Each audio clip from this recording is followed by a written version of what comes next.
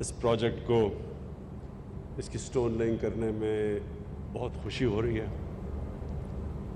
اور مجھے آج یہ بڑا ایک جمعہ بھی ہے، ایک بڑا خوشائند دن ہے، کیونکہ آج ہم نے ابھی صبح ایک کانٹریکٹ سائن کیا قطر کے ساتھ، جس میں جو ہمارا پرانا کانٹریکٹ تھا اس میں اور اس میں اب ہر سال ہمیں $300 ملین کی بچت ہوگی، اور انشاءاللہ جو 10 سال اگلے 10 سال میں $3 ارب کی پاکستان کو بچت ہوگی، تو مجھے اس کی بڑی خوشی ہے۔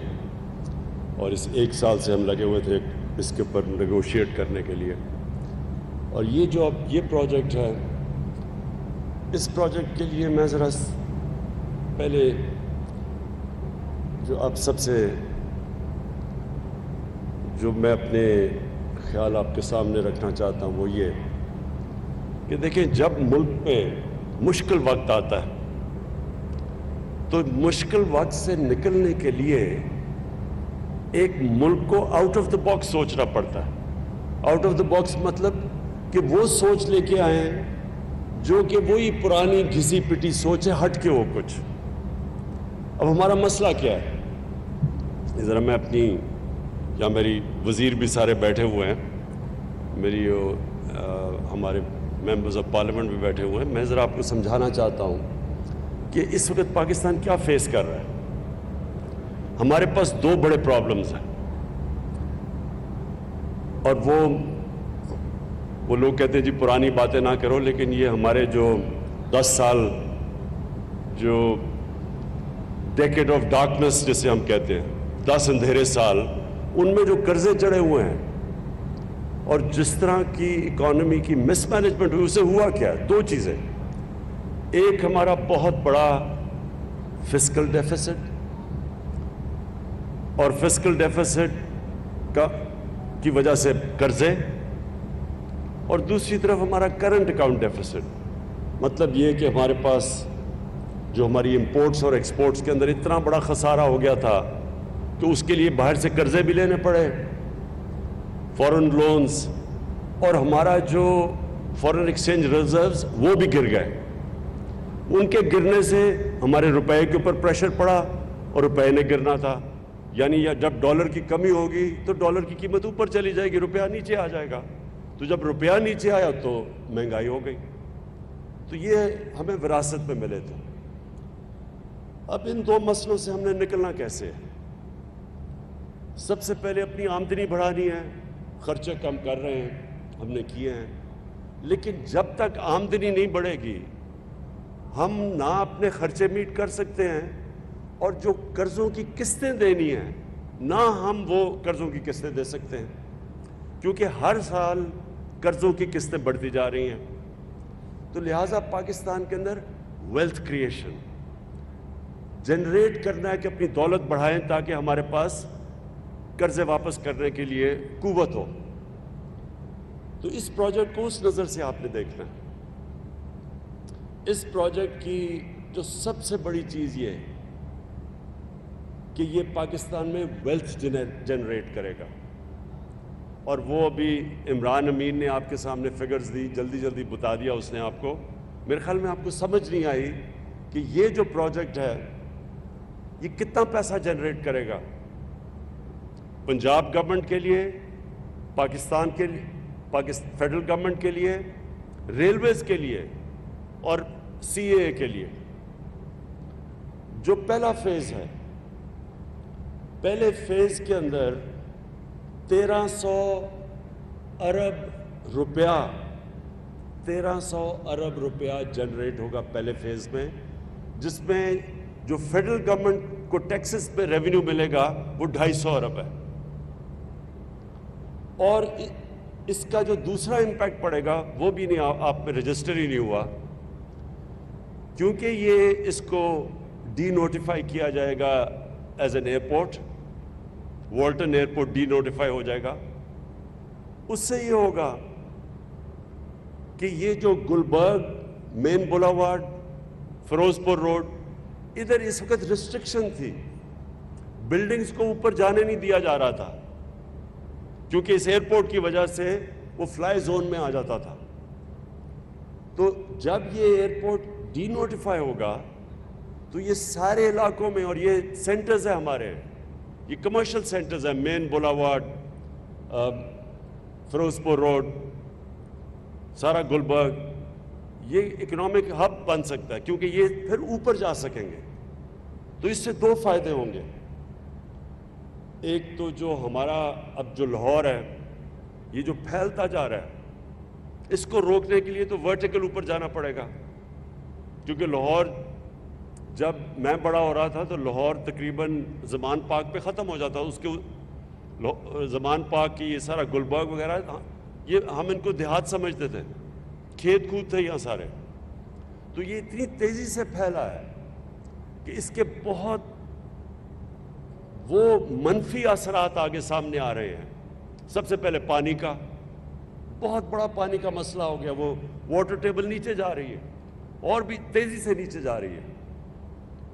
دوسرا, جو سارا لاہور کا سیوریج ہے وہ جا رہا ہے راوی کے اندر.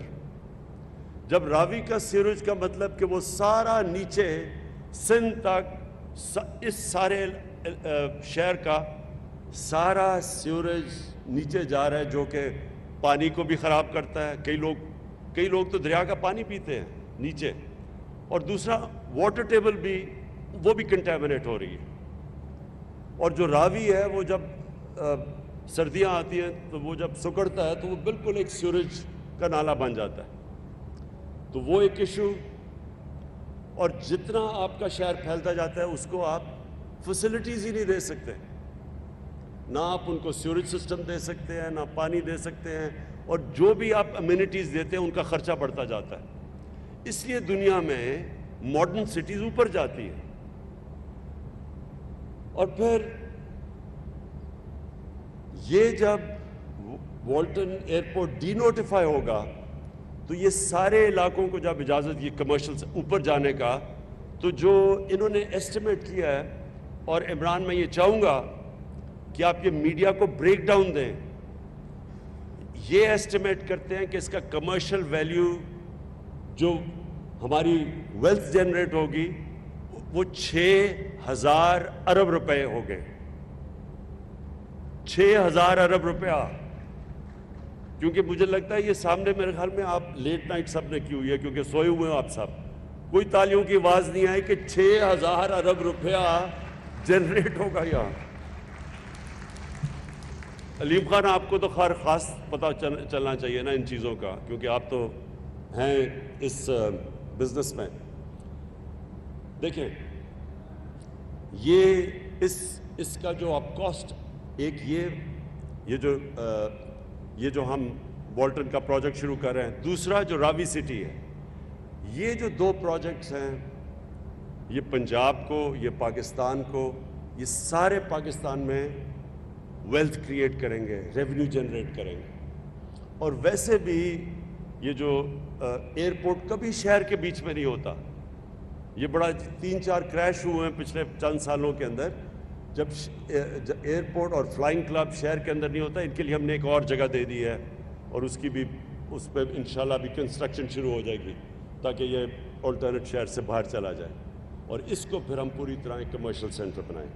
ایک اور میں نے دیکھ رہا تھا کہ ہمارے کئی لوگ کہہ رہے جی کہ یہاں درخت کٹ جائیں گے, اور پتہ نہیں یہاں لاہور کے اندر ہم اور کانکریٹ یا پتہ نہیں کیا لگا دیں گے. کیونکہ میں وہ ادھر راوی پروجیکٹ میں بھی یہی لوگ کہتے گئے کہ جی یہاں بھی انوائرمنٹ کے لیے نہیں اچھا ہوگا, اور یہ بھی. پہلے تو میں سب کو یہ کلیئر کرنا چاہتا ہوں, پاکستان کی تاریخ کا جو سب سے بڑا انوائرمنٹلسٹ ہے وہ میں اپنے آپ کو سمجھتا ہوں. کسی نے آج تک پاکستان کی تاریخ میں سوچا نہیں تھا درخت لگانے کا, کسی نے نہیں سوچا, بلکہ سارے پاکستان کے بڑے بڑے جنگل ختم ہو گئے. ہم بچپن میں یہ چھانگا مانگا, چیچا وطنی, دیپال پور, یہ کندیاں کے جنگل میں, سارے بچپن میں ان جنگلوں میں ہم نے, وہاں ریسٹ ہاؤسز ہوتے تھے, گیا ہوا ہوں, بڑے بڑے جنگل تھے, سب ختم ہو گئے.